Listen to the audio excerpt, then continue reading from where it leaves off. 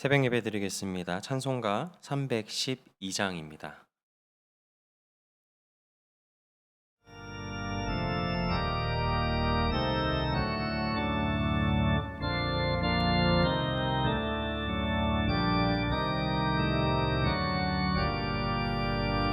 너 하나님께 이끌리어 일평생 주만 바라며 너 어려울 때 힘 주시고 언제나 지켜주시리. 주 크신 사랑 믿는 자 그 반석 위에 서리라. 너 설레는 맘 가다듬고 희망 중 기다리면서 그대로 신 주의 뜻과 사랑에 만족하여라. 우리를 불러주신 주 마음에 소원하신다.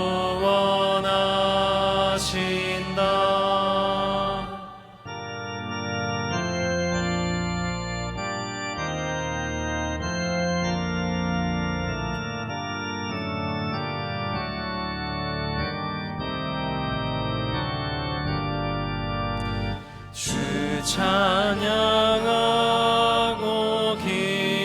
기도하며 내 몸분 힘써 다하라. 주 약속하신 모든 은혜 내게서 이루어지리라. 참되고 의지하는 자 주께서 기억하시리. 아멘.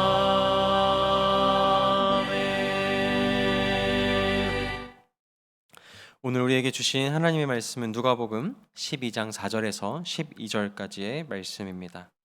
저와 여러분들 함께 봉독하도록 하겠습니다. 내가 내 친구 너희에게 말하노니 몸을 죽이고 그 후에는 능히 더 못하는 자들을 두려워하지 말라. 마땅히 두려워할 자를 내가 너희에게 보이리니 곧 죽인 후에 또한 지옥에 던져 넣는 권세 있는 그를 두려워하라. 내가 참으로 너희에게 이르노니 그를 두려워하라. 참새 5마리가 두 아사리온에 팔리는 것이 아니냐. 그러나 하나님 앞에는 그 하나도 잊어버리시는 바 되지 아니하는도다. 너희에게는 심지어 머리털까지도 다 세신 바 되었나니 두려워하지 말라. 너희는 많은 참새보다 더 귀하니라.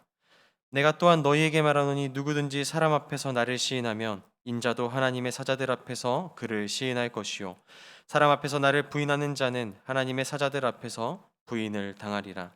누구든지 말로 인자를 거역하면 사하심을 받으려니와 성령을 모독하는 자는 사하심을 받지 못하리라.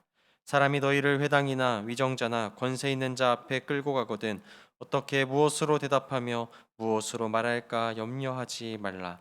마땅히 할 말을 성령이 곧 그때에 너희에게 가르치시리라 하시니라. 아멘.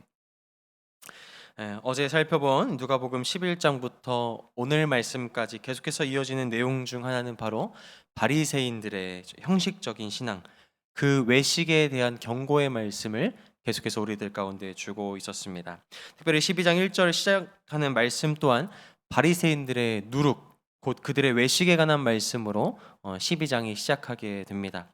사실 말씀을 여러분들이 그냥 12장 말씀을 읽어가 보시게 되면 그 단락들을 구분하기가 조금은 쉽지는 않을 것 같습니다. 오늘 12장 본문의 말씀은 4절부터 지금까지 이어지고 있었던 바리새인들의 그 외식의 그 의미를 넘어서서 좀 더 넓은 의미로 그 내용들이 확장되기 시작하는데요. 그 내용의 배경이 되어지는 하나의 핵심 키워드가 있다면 바로 이것입니다. 고난과 핍박이라는 상황.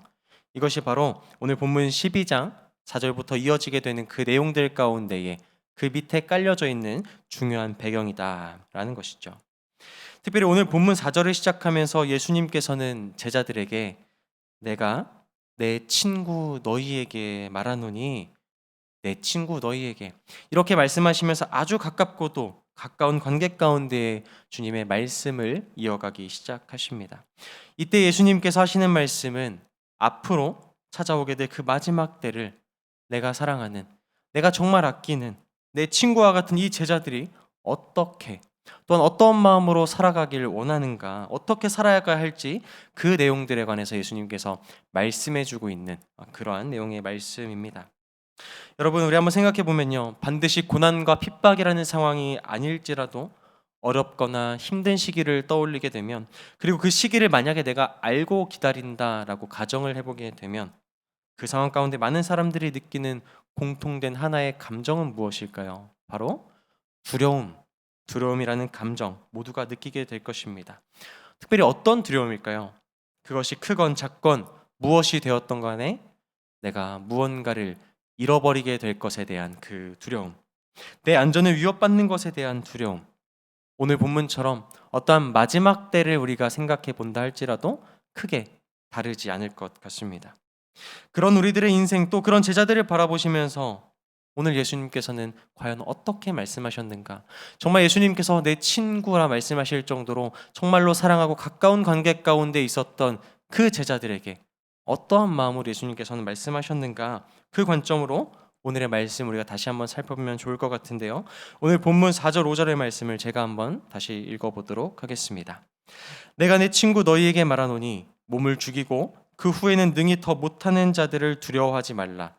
마땅히 두려워할 자를 내가 너희에게 보이리니 곧 죽인 후에 또한 지옥에 던져넣는 권세 있는 그를 두려워하라. 내가 참으로 너희에게 이르노니 그를 두려워하라. 주님께서 이렇게 말씀하셨죠.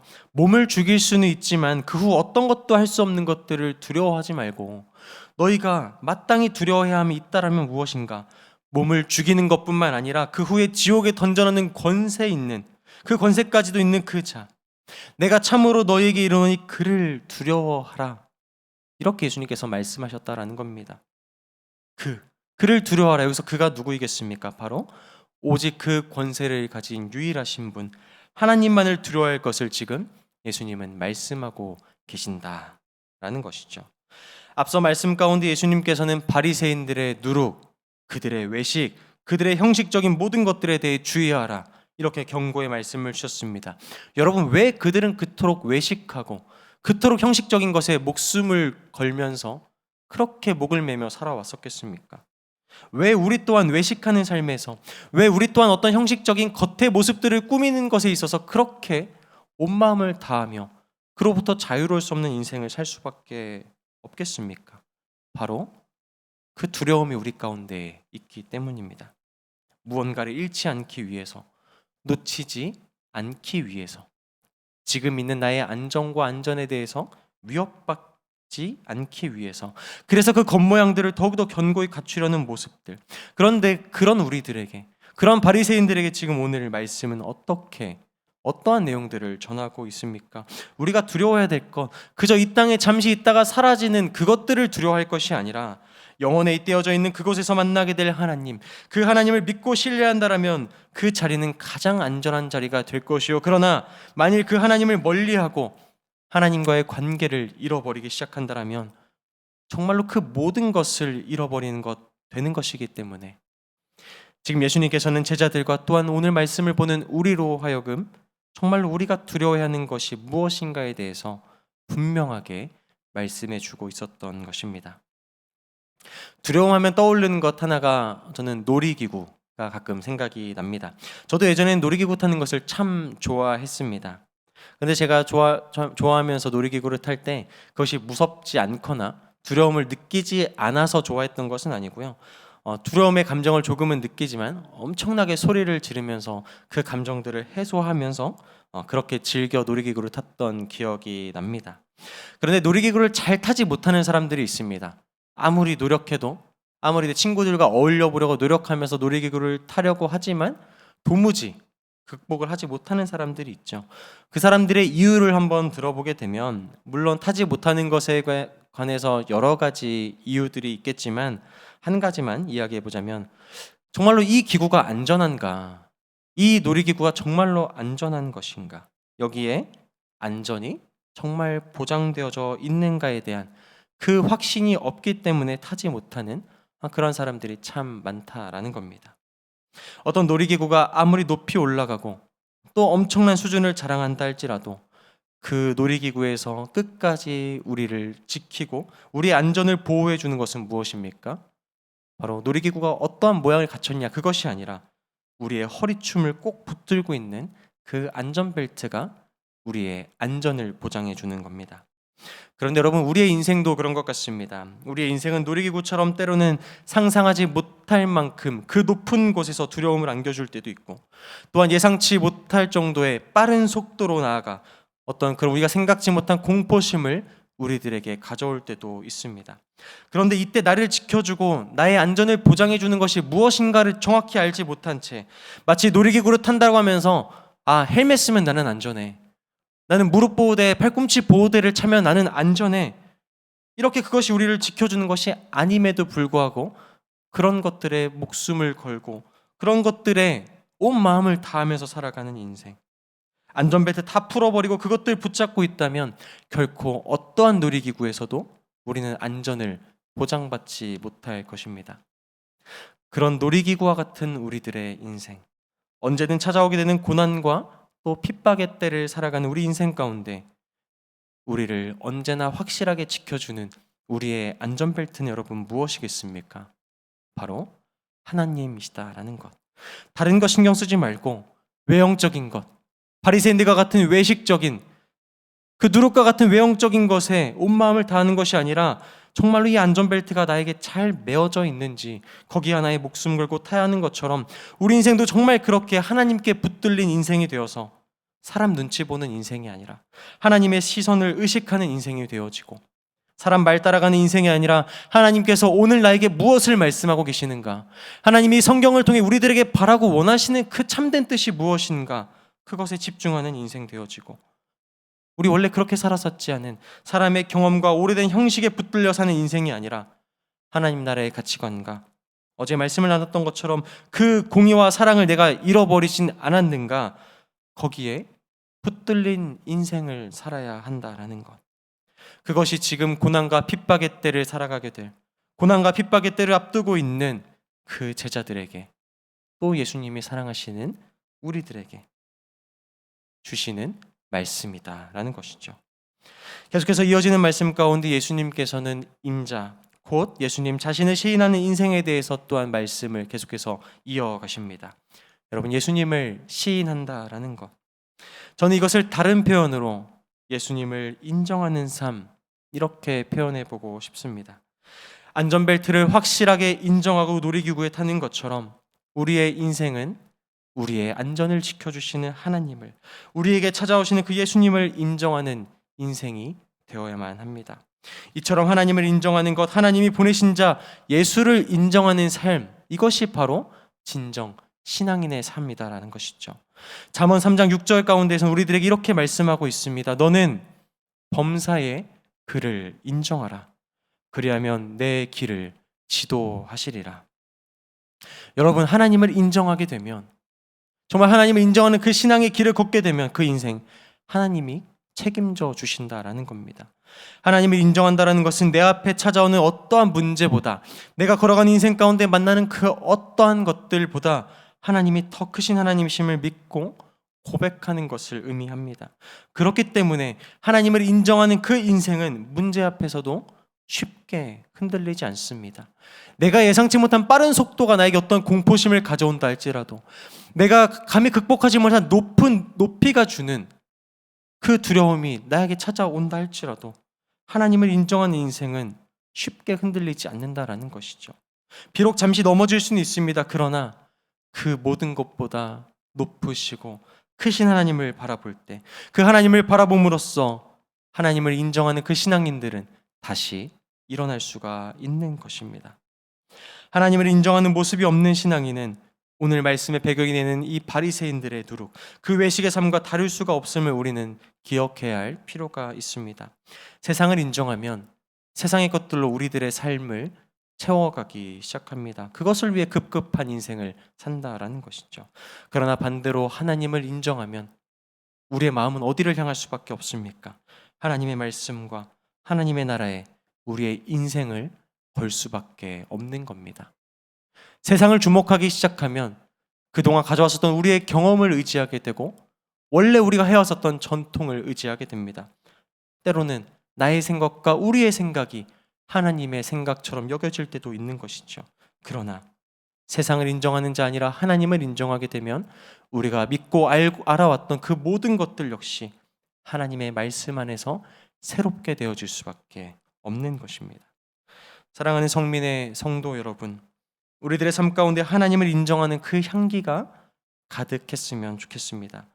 예수 믿는다라고 하는데 도무지 삶에서 하나님을 인정하는 모습 없이 문제가 찾아오면 우리가 믿는 하나님을 온데간데 찾을 수 없고 그렇게 문제가 찾아올 때마다 낙심하고 넘어지는 그런 인생이 아니라 범사의 그를 인정함으로 우리의 길을 지도하시고 인도하시는 하나님을 경험하고 그렇게 하나님을 인정하는 그 향기를 나타낼 수 있는 그러한 하나님의 백성, 그 모습으로 우리가 한번 살아가 보면 좋을 것 같습니다. 그러한 결단으로 나아갈 때 우리 삶 가운데 어떠한 모양의 고난이 찾아오고 어떠한 모양의 핍박과 어떠한 모양의 어려움이 우리를 찾아올지라도 성령 하나님께서 여호와 하나님을 인정하는 우리들의 삶을 지켜 인도하여 주실 것이고 그런 우리들을 통해 하나님의 나라를 반드시 세워 주실 것입니다. 그 자리에 서 있는 그런 하나님의 나라 가운데 함께 나아가는 우리 모든 성민의 성도 여러분들이 되기를 주님의 이름으로 축복합니다. 함께 기도하겠습니다. 사랑이 많으신 아버지 하나님 감사합니다. 오늘 하나님께서 우리들에게 새 날을 허락하여 주시고 하나님 말씀 앞에 나와 하나님을 먼저 바라보며 이 하루의 걸음을 나아갈 수 있도록 우리들의 발걸음을 인도해 주심에 감사를 드립니다. 바라옵기는 오늘 우리가 걸어가는 모든 걸음걸음과 모든 순간순간마다 하나님과 동행할 수 있는 은혜를 허락하여 주시고 그리하여서 우리가 그토록 크게 여겼던 세상을 인정하고 세상을 바라보는 우리의 삶이 아니라 그보다 더 크신 하나님을 바라보며 우리들의 모든 것을 지켜주시고 인도해 주시는 그 하나님을 의지할 수 있는 그 하나님의 말씀 가운데 우리들의 온 마음을 다할 수 있는 오늘 하루의 삶을 걸어갈 수 있도록 성령 하나님께서 도와주시고 은혜를 베풀어 주시옵소서. 주님, 오늘은 토요일입니다. 거룩한 마음으로 사모하는 마음으로 예배를 준비하는 모든 거룩한 하나님의 백성 성도의 삶이 되게 하여 주시고 그러한 마음 가운데에 이 예배를 통해 하나님을 만날 수 있는 또한 그리하여서 새로운 결단을 가지고 삶의 현장으로 나아가 하나님의 나라를 세울 수 있는 모든 성민의 성도들이 다 될 수 있도록 축복하여 주시옵소서. 코로나로 인해서 많은 이들이 어려움을 겪고 있습니다.